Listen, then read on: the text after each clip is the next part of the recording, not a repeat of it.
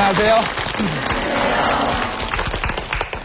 이 손자병법 잘하면 전쟁도 참 잘해야 되는데, 그쵸? 전쟁 잘하고 계시죠? 인생 사는 게 뭐 전쟁인데요, 그쵸? 어쨌든, 근데 지금 손자병법 하면서 너무 전쟁 얘기만 하니까, 좀 뭐랄까, 너무 승리해라, 그래서 좀 뭐랄까, 이 손자병법에서 우린 좀 다른 측면들을 지금 요즘 계속 찾아 나가고 있습니다. 그 전쟁이라고 하는 건요, 여러분들 경험을 해보셨습니까? 예? 전쟁터에 나가보셨어요? 상상을 한번 해보세요. 막 어마어마할 거 아니에요. 그 폭탄이 쏟아지고, 총알이 왔다 갔다 하는 그 현장. 제가 오늘 좀 여러분에게 말씀드리는 것은, 전쟁은요, 나가기 전에는 아무도 상상도 못해요. 거기서 어떤 상황이 벌어질지, 도대체 어떤 일이 터질지. 그러니까 예를 들어서 기획을 다 해갖고, 지피지기도 하고, 분석도 하고, 상대방에 대한 허실도 이제 다 파악을 했어요. 막상 나가보니까 다 뭐예요? 여태껏 준비한 게 다 휴지 조각이에요. 왜요? 아니, 가보니까 완전히 상황이 반대로 돼 있는 거예요. 그런 일 많잖아요, 왜? 그래서 왜 기업에서도 그렇고, 준비 열심히 하고 갔더니만 완전히 종이가 다 휴지 조각이 돼버리는 경우가 많아요. 그래서 누구나 그래요. 전쟁은, 클라우스비츠라고 하는 유명한 전쟁 철학자가 있는데, 전쟁 상황은 4분의 3이 안개 속에 쌓여 있다. 그러니까 불확실하다는 거예요. 불확실하다는 거예요. 도대체 한 치 앞을 볼 수가 없다는 거예요. 그래서 손자는 안개 속에 쌓여있는 그 전장의 환경 속에서 어떻게 그 안개 속을 헤치고 나갈 것인가, 그거에 대한 이제 고민을 합니다. 여러분 어떻게 안개 속을 헤치고 나가요? 에? 방법은 딱 한 가지예요. 뭐예요? 그냥 헤치고 나가는 거예요. 그 방법밖에 없어요. 결국은 뭐예요? 그 상황, 앞에 1, 2m는 보일 거 아니에요. 그 상황에 맞게끔 파파파파.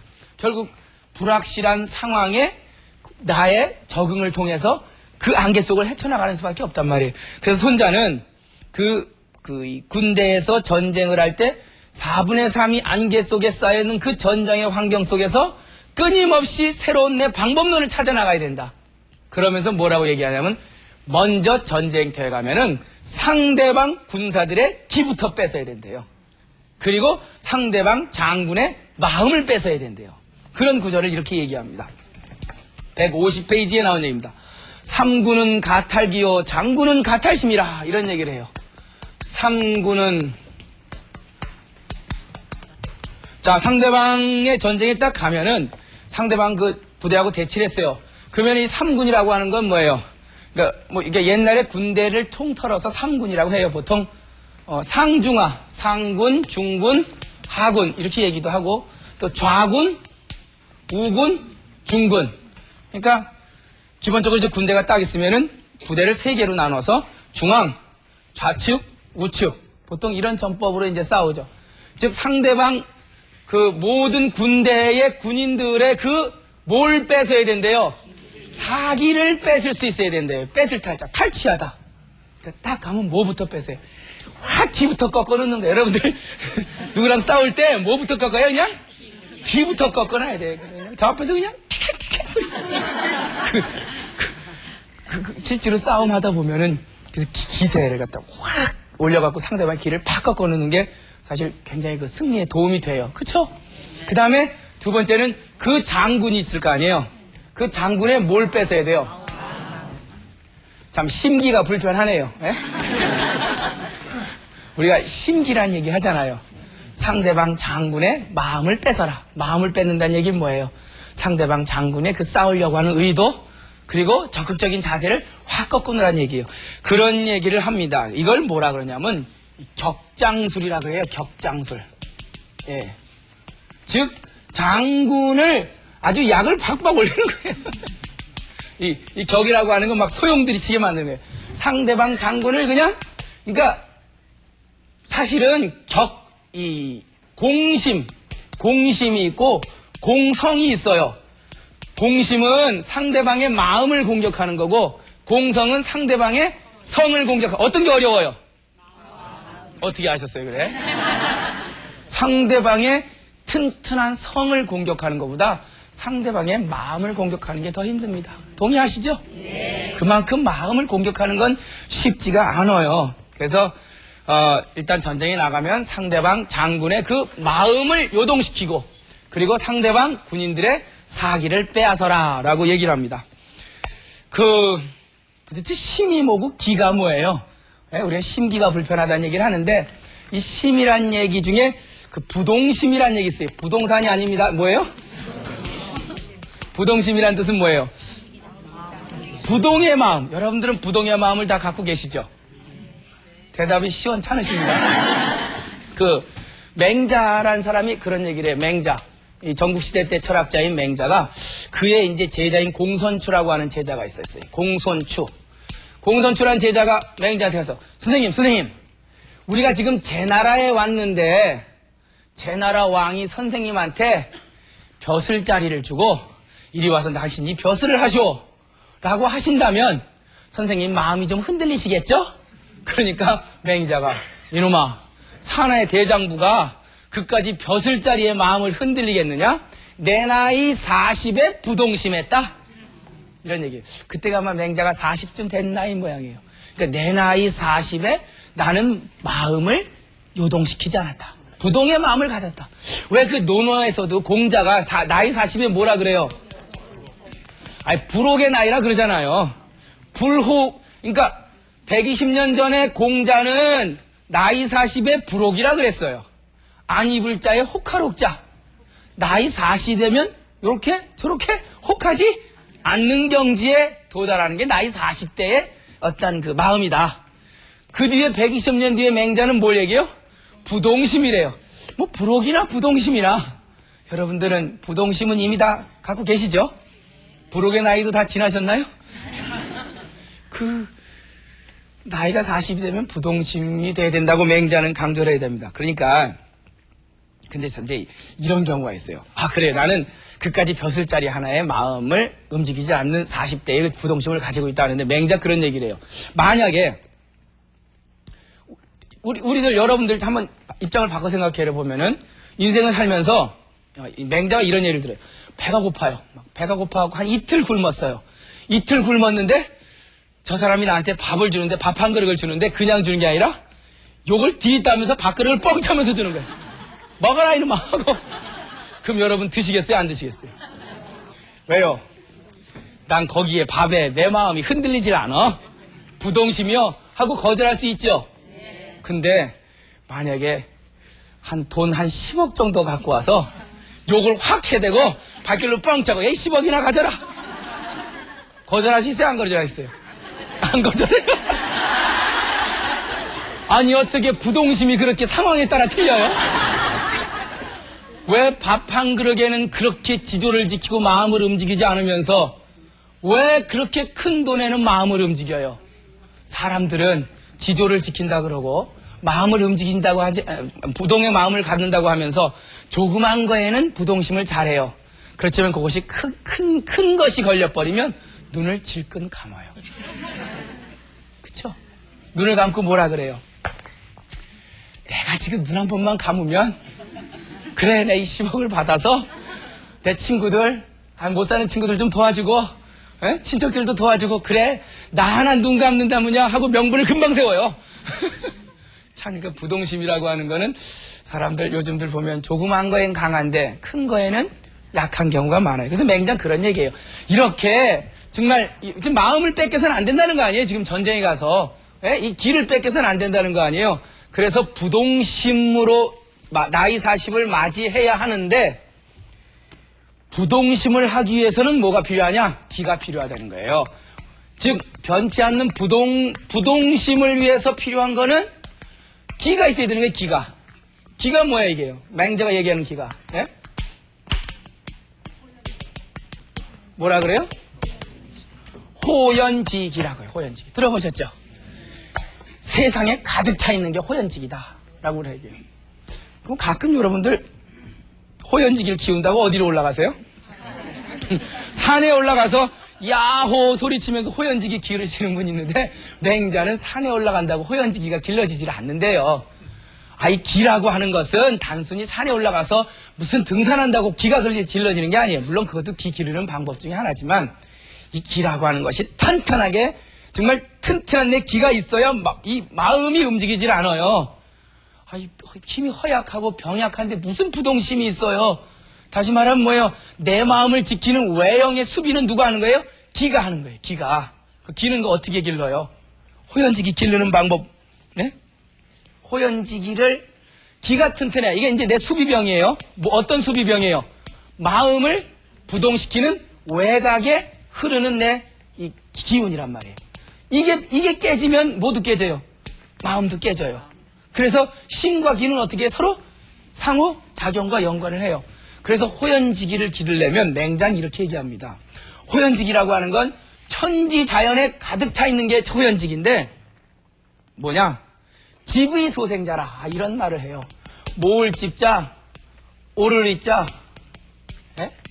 호연지기라고 하는 것은 천지 사이에 가득 차 있는 건데 의라고 하는 정의로운 일을 내 평소에 행해서 그게 쌓여졌을 때 생겨나는 거래요. 결국은 호연지기는 실천을 통해서 어떤 실천을 통해서요? 당당한 내 의를 실천하는 것을 통해서 호연지기가 길러져요. 호연지기가 길러지면 뭐가 단단해져요? 마음이 단단해져요. 그 마음이 부동심으로 변한단 말이에요. 그러니까 지금 우리가 지금 왜 심기일체를 하고 있냐면은 이 손자가 뭐라는 거예요? 전장에 나가서 상대방의 기를 뺏을 수 있어야 되고 상대방 장군의 마음을 뺏어야 된다라고 얘기를 해요. 그것이 손자가 얘기하는 그 전쟁, 불확실한 안개 속의 전쟁 상황에서 해야 될 첫 번째 과제인 거예요.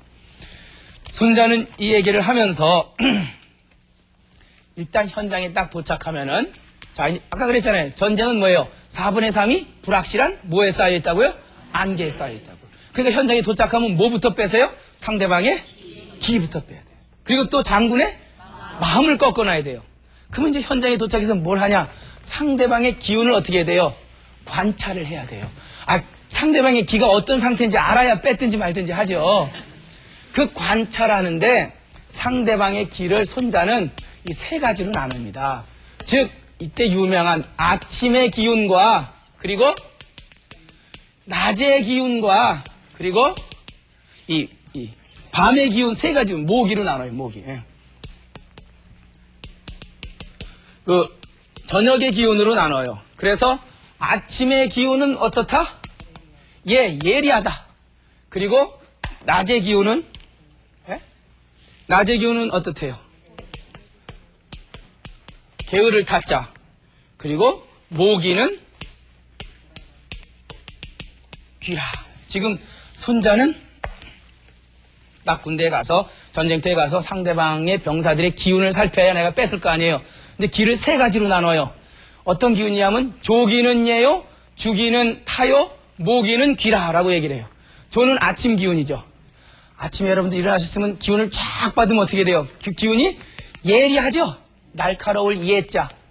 예? 아주 예리합니다. 그러다 출근해서 좀 있으면 어떻게 돼요? 낮의 기운은요? 아우, 타성에 젖죠.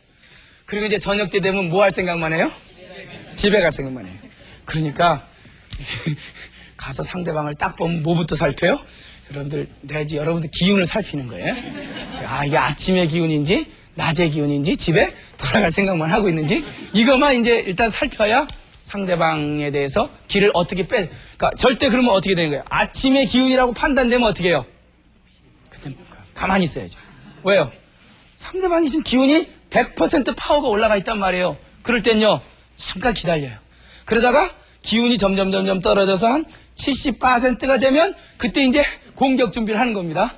그리고 기운이 쫙 떨어져서 이 집에 돌아갈 생각만 하고 있는 그 정도 기운이 됐을 때 공격하라 이거예요. 그게 바로 그 손자의 얘기입니다. 결국 시간이 지나면 기운은 어떻게 되게 돼 있어요? 떨어지게 돼 있어요. 처음에 시작할 때는 엄청나게 정말 화이팅 할 것 같지만 군대도 처음 출정할 때는 아주 뭐 그냥 환송하면서 꽃다발 걸고 정말 대안에 육군하면서 떠나지만 시간 지나면 뭐밖에 생각 안 나요. 그때를 놓치지 마라. 그래서 기는 상황에 따라 변한다. 이 제나라하고 이제 뭐 중국 지도 여기 있잖아요. 이제 이 산동반도, 요 산동반도 요 위에죠. 요 산동반도 오른쪽 옛날에 제나라였고 그 옆에 이제 노나라가 있었어요. 근데 노나라하고 제나라하고 이제 전투를 벌이는데 이 장작이라고 하는 데서 이 전투를 벌였어요. 장작. 제나라가 이제 쫙 공격을 하는데 이 노나라의 장군이 조귀라고 하는 장군이 있어요. 조귀. 근데 이제 제나라가 이제 노나라를 공격하기 위해서 이제 쫙 앞에 전투를 하려고 이제 군대를 배열해 놓고 옛날에 보통 공격하면 뭘 울려요? 북을 울리죠. 둥둥둥둥둥 하고 이제 첫 번째 공격 명령이 떨어졌어요. 그때 노나라 장공이 조기라고 하는 장군한테 야 우리도 북 울려서 같이 싸워야 되지 않냐? 그러니까 조기가 아닙니다. 잠깐 기다리십시오. 상대방이 첫 번째 공격 명령을 내릴 때는 기다려줘야 됩니다. 그리고 두 번째, 세 번째까지 기다렸다가 우리가 공격을 해야 됩니다고 얘기를 해요. 그러면서 무슨 말을 하냐면은 왜냐하면요. 북이 한 번 울릴 때는 그때는 작기예요. 병사들의 기가 막 만들어질 때예요. 그리고 북이 몇 번 울려요? 2고면 두 번 울면 그때는 병사들의 기운이 어떻게 돼요? 예? 이 쇠퇴하게 된단 말이에요. 그리고 세 번째 북이 올릴 때는 어떻게 돼요? 백성들의 기운이, 병사들의 기운이 다할 깔자. 그러니까 첫 번째 북을 울릴 때 공격명령, 두 번째 공격명령, 세 번째 명령 내리면서 그 기운이 만들어졌다, 쇠퇴했다가 완전히 그 힘이 다 빠지는 경우가 생긴단 말이에요. 다시 말은 뭐예요? 상대방의 기운을 관찰하고 그 기운이 가장 떨어졌을 왜 저기 자꾸만 그 회사에서도 뭐 처음에 화이팅 할 때는 확 올라갔다가 한 달 지나면 다들 화이팅 그때를 노려야 된단 말이에요. 그때를. 그러니까 세 번 올 때까지 기다리라는 얘기를 해요. 그래서 기다렸다가 세 번 울려서 병사들의 사이가 떨어졌을 때 그때 이제 공격을 해서 제나라를 물리칩니다. 그래서 손자는 이 불확실한 전쟁 상황에서 내 기운을 다스리고 내 힘을 다스리고 그 상황을 다스리고 내 마음을 다스리는 사치라고 하는 네 가지 다스려라라고 하는 사치론을 펼칩니다. 사치론. 전쟁이라고 하는 것은 불확실한 상황이다. 불확실한 상황에 가면 첫 번째 치기. 우리 병사들 조직원의 기부터 다스려야 된다고 하면서 이 기 얘기하라.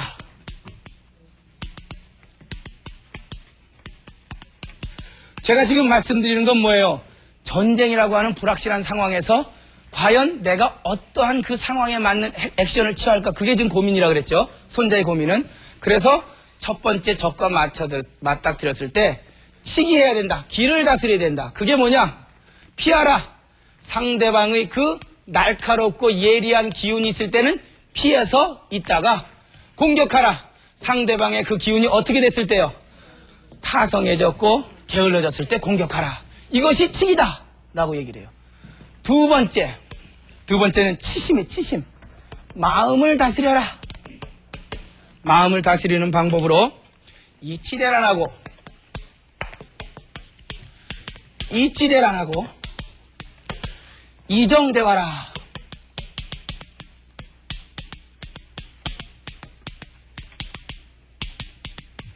야, 우리 부대를 잘 정돈시켜서 누구를 기다려요?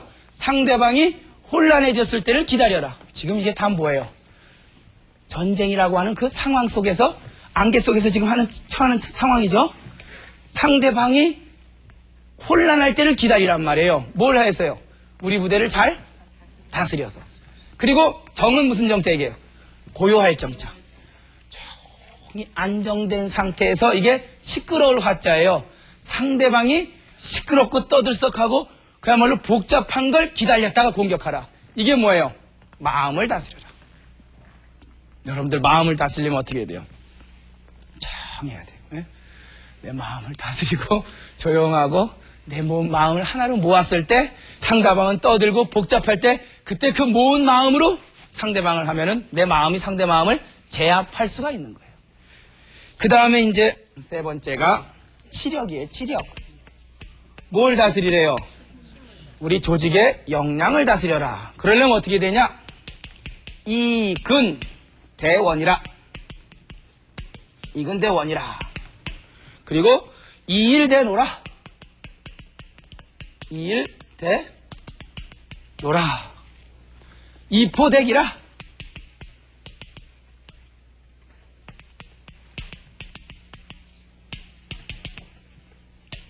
예. 우리 조직원의 힘을 다스리려면 내가 그 상대방보다 그 전쟁터에 가까운 데 가서 상대방이 멀리서 오는 상대방을 기다려야 돼요. 그래야 나는 편안하고 상대방은 고생한단 말이에요. 그랬을 때 편안한 우리 병사로 하여금 고생한 상대방 병사를 공격하면 우리가 이기는 거죠. 우리 병사들을 굉장히 배를 불려놓고 이포대기라. 상대방 병사의 배고픈 상황을 기다리라는 얘기예요. 결국 힘을 모으려면 어떻게 돼요? 배불러야 되고 편안하게 미리 가서 가까운 데서 준비하고 있다가 멀리 와서 피곤하고 배고픈 적을 맞아 싸우면 상대방에게 우리는 이길 수 있을 것이다. 그런 얘기를 해요. 네 번째가 치력입니다. 치변. 이게 굉장히 중요한. 치변은 뭘 다스리라는 얘기예요? 그 상황의 변화, 그 변화에 어떻게 적응시킬 것인가, 그거를 이제 다스리라고 얘기를 합니다. 그러면서 이 치변 편에 중요한 얘기가 나오는데 이게요. 아주 너무 이게 한의학에서도 많이 쓰이는데 이 요리.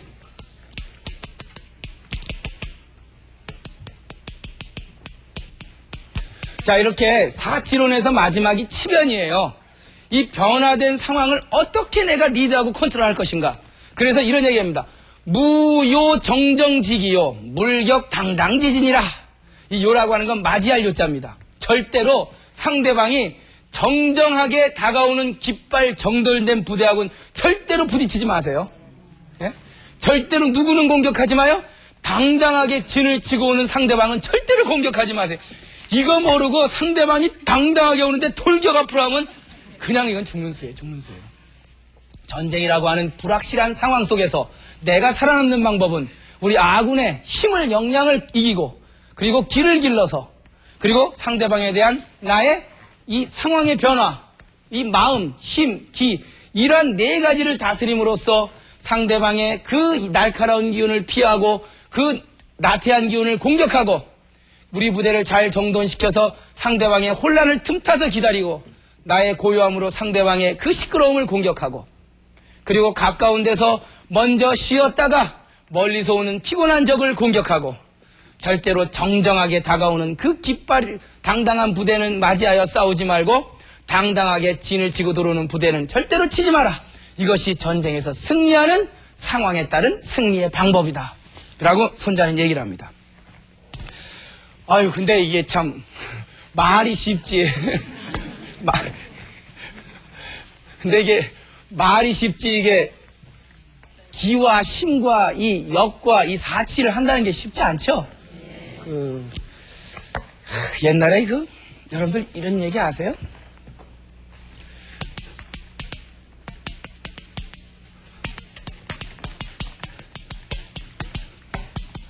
조강지처럼 말하십니까? 이게 조가 무슨 조야, 이게? 왜, 술지개미 있죠? 술지개미 드셔보셨어요? 옛날에 그 술을 담가놨다가 어른들 위에 다 퍼먹고, 드시고, 밑에 그 깔린 왜 술지개미, 그거 이렇게 그냥, 양은 그릇에다 이렇게 받아갖고 와서 이렇게 숟갈로 퍼먹으면 약간 알딸딸하고, 결국 그거 먹고 그냥 호랑이런 건. 그 술지개미요. 요 강은 이게 쌀겨예요. 그러니까 술지개미하고 쌀겨는 누가 먹어요? 아주 가난한 집에서 먹는 거죠. 정말 아주 그냥 굉장히 가난한 집에서 술지개미와 쌀겨를 먹어요. 이 말이 어디서 나왔냐면 이 한나라 때 얘기입니다. 한나라 때. 이 한나라는 이제 전한이 있고 후한이 있어요. 전한은 물론 판고조 유방이가 만들었고, 그리고 이제 중간에 왕망의 신나라라고 있었는데 그 신나라가 멸망이 되고 후한, 그 광무제, 아주 후한을 다시 세운 거죠. 유씨인데 이 광무제가 후한을 세우면서 황제가 돼요. 그때 이 광무제한테는 누가 있었냐면은 이 호양공주라고 하는 누님이 하나 있었어요. 호양공주. 근데 이 누님이 요 삼수변 쓰는 호양공주예요. 이 호양공주 누님이 이게 과부가 됐어요. 그러니까 일찍 이제 남편을 잃었어요. 그래서 이 광무제가 천하를 통일하면 뭐예요? 항상 근심걱정거리가 뭐예요? 우리 누나 시집 보내는 거. 그러다가 한나라 때 이 대사공벼슬로 있던 송홍이라고 하는 사람, 아주 요즘 말로 하면 이 감사원장쯤 되는 거죠. 이게 이제 사마천 사기, 후한서에 송홍열전이라고 하는 이 역사책에 나오는 얘기입니다. 송홍이라고 하는 사람이 그 당시 아주 이 광무제가 황제를 했던 시절에 굉장히 유명했던 아주 대쪽 같은 선비였던 모양이에요. 그래서 이제 그 사람이 마음에 드는 거예요. 왜 마음에 들어요? 우리 누나 이 신랑감으로 굉장히 찍힌 거죠, 그야말로. 그래서 그 송홍이를 입고를 시켜요. 그리고 슬쩍 의중을 떠봅니다. 그 뒤에는 이제 병풍 뒤에 누나를 이제 숨겨놓고 누나는 이제 아이고 제발 잘 돼야 될 텐데. 그때 이제 이 광무제가 송홍이라고 하는 대사공벼슬에 있는 요즘 말하면 감사원장을 불러놓고 그런 얘기를 해요. 여보쇼, 원래 이 사람이 출세를 하면 가난했을 때 사귄 친구는 좀 바꿔야 되는 거 아니요? 네? 그리고 사람이 좀 출세를 하면 어려웠을 때 같이 살았던 부인은 좀 바꿔도 되는 거 아니요? 그게 뭐예요? 약간 의중을 떠본 거죠. 그때 송홍이가 뭐라 그러냐면은 이런 얘기를 해요.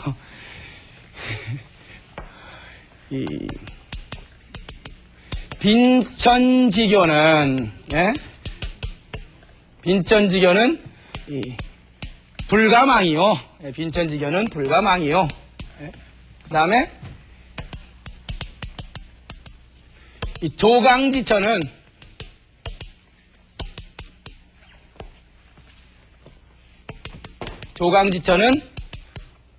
불하당이다. 이런 말을 해요.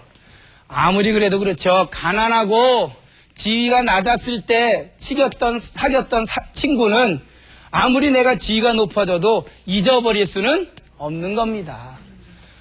어려울 때 술찌개미 같이 먹고 쌀겨 같이 먹고 고생을 함께 했던 부인은 절대로 친정으로 내려보내는 게 아니에요. 라고 얘기를 해요. 그러니까 뒤에 있던 호양공주가 그냥 아이고 글렀구나. 이게 사람이 뭐야? 이 송홍이라는 사람이 신과 기를 뺏기지 않았던 사람이에요. 웬만하면 신과 기를 꺾고 그냥 황제의 매형이 되는 거 아니에요. 근데 신과 기를 끝까지 가지면서 이 빈천지교는 불가망이요 조강지천은 불하당이라 하면서 유명한 말을 남겼어요. 그때 이 송홍이라는 사람이 그 뒤부터 아주 신과 기를 지킨 유명한 사람으로 알려져 있습니다. 자, 그래서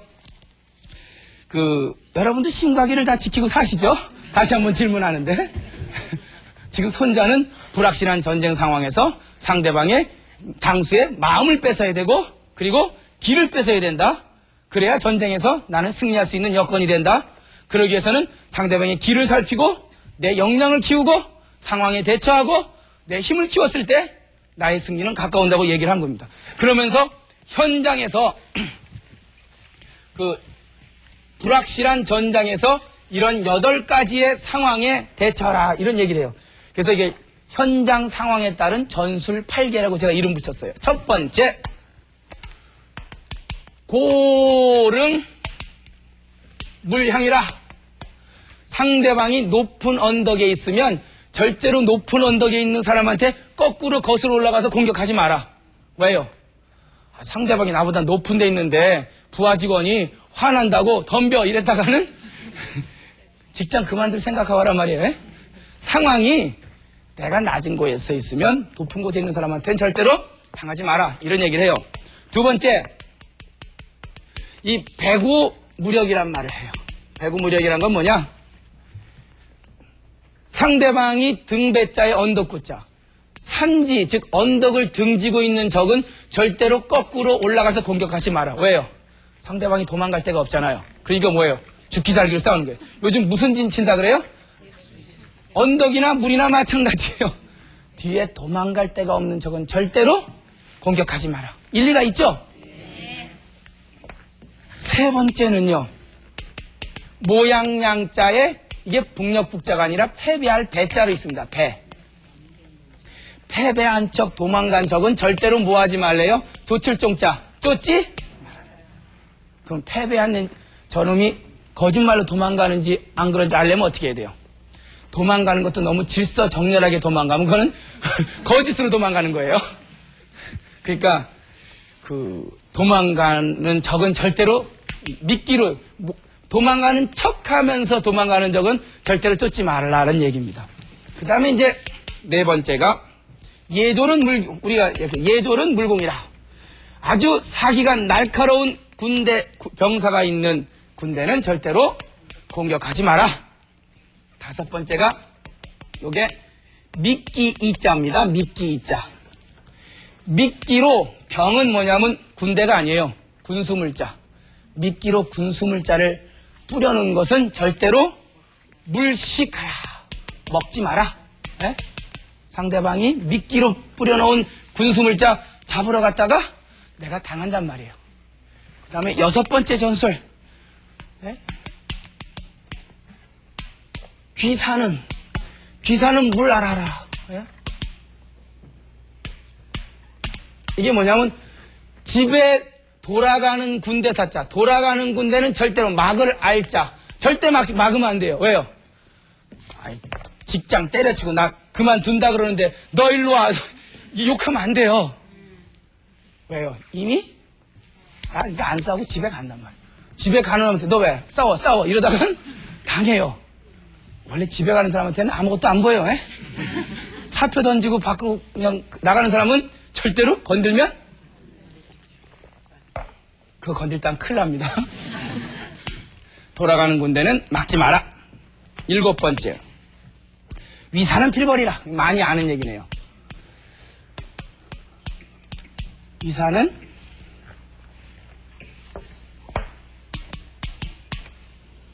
필궐이라. 포위된 군대는 반드시 길을 터줘라. 뺑 둘러서 포위된 군대는 한 군데 길을 터줘야 돼요. 안 그랬다가는 대려 당할 수가 있어요. 뭐예요? 죽기 살기로 덤비니까.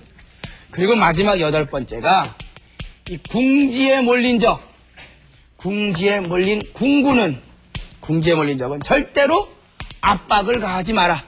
왜요? 쥐도 궁지에 몰리면 어떻게 해요? 물어버리세요. 이게 다 뭐예요? 어떻게 할 때는 뭐뭐 하지 말라 이거죠. 이럴 때는 이렇게 하지 말라. 이게 뭐예요? 전쟁이라고 하는 안개 속 상황에서 그 상황에 맞는 나의 액션을 찾으란 말이에요. 이게 손자병법의 굉장히 중요한 화두예요. 원칙이 없는 거예요. 상황이 변하면 그 안개 속 상황에서 상대방이 이런 액션을 취하면 나는 이렇게 취하고 그때 그 상황에 따라서 나의 모습을 변신시켜낸 것이 바로 손자병법의 가장 중요한 그 전술입니다. 그 상황론을 얘기하면서 빠뜨릴 수 없는 사람이 한비자라는 사람이에요. 한비자. 여러분 한비자 얘기 들어보셨죠?